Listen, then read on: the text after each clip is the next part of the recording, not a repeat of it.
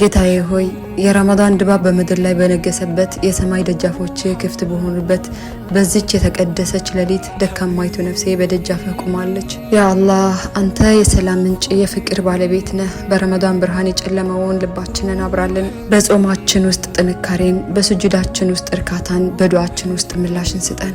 ያ አላህ ስንት ረመዳን መጥቶ ሄደ። እኛ ግን አሁንም በስህተት ማዕበል ውስጥ ነን። ዛሬ ግን ተመለሱ የሚለውን ጥሪን ሰምተን መጥተናል። ያ ቀወተል መቲን የረመዳንን በረካ በቤቶቻችን ላይ አዝንብ። ጾማችንን ከከንቱ ረሃብ፣ ንግግራችንን ከከንቱ ወሬ፣ ልባችንን ከምቀኝነትና ከቂም አጽዳልን። ያ አላህ አንተ ይቅር ባይ ነህ፣ ይቅርታን ትወዳለህ። እኛን ይቅር በለን። በዚች ታላቅ ወር ውስጥ ከአንተ ዝነት የምትነፍገን ከሆነ ወዴት እንሄዳለን? ያ ከሪም ካንተ በር ካባረርከን ማንን እንለምናለን?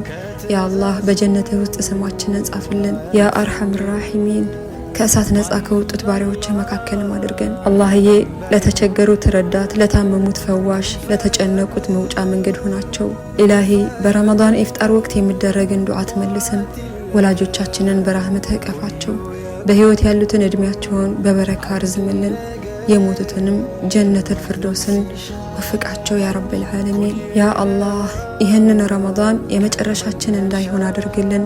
ልባችንን በቂርአት ኑር አርጥብልን። ያ አርሐም ራሒሚን የነገውን ቀን በሰላም በጤናና በአንተ ውዴታ እንድንቀበል አግዘን። ኢላሂ በመጨረሻው ሰዓት ላኢላሃ ኢላላህ የምትለውን ቃል የምላሳችን ስቅ አድርግልን። አላህዬ አንተ ዱዓን ተቀባይ